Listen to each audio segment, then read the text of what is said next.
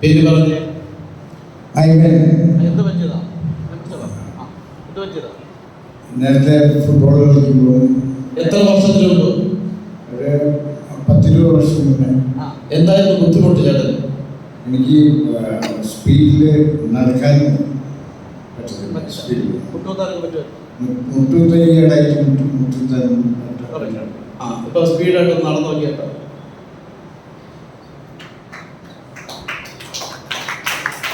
auto ഓടി പഴയ football കളിക്കാൻ ഓടിയ നല്ല വേഗം കൈയടിച്ച്